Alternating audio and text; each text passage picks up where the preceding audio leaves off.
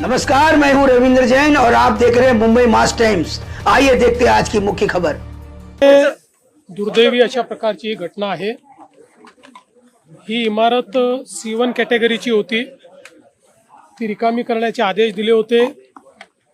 जवळपास 25 लोक त्यातनं रिकामेही केले होते असं मला आयुक्तांनी सांगितलं। पण तरी देखील जो काही कॉन्ट्रॅक्टर आहे त्याच्या लोकांनी तिथे रिपेअरचं काम सुरू ठेवलं आणि त्यानंतर ही घडलेली घटना आहे। त्यामुळे ज्या लोकांचा मृत्यू झालेला आहे त्यांच्या परिवाराच्या प्रती आमच्या संवेदना आहेत।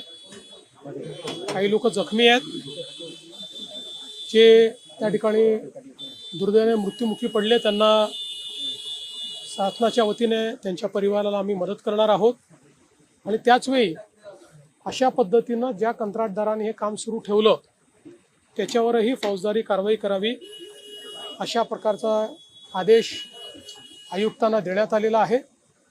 आणि अशा पद्धतीने C1 कॅटेगरीच्या ज्या बिल्डिंग्स आहेत तिथे जे लोक बाहेर निघत नाहीत त्यांना कसं बाहेर काढता येईल याकरता सक्तीचा प्रयत्न करावा असेही निर्देश देण्यात आले।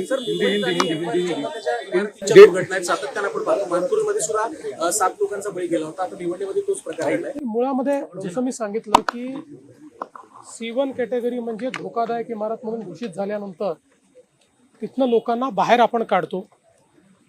काही लोक दुर्दैवाने निघत नाही।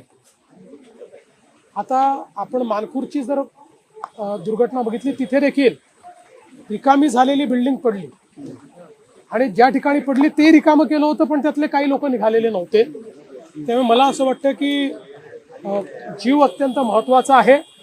अशा पद्धतीमध्ये आपला जीव वाचवणं हे गरजेचं असल्यामुळे सक्ती जरी करावी लागली तरी ती केली पाहिजे।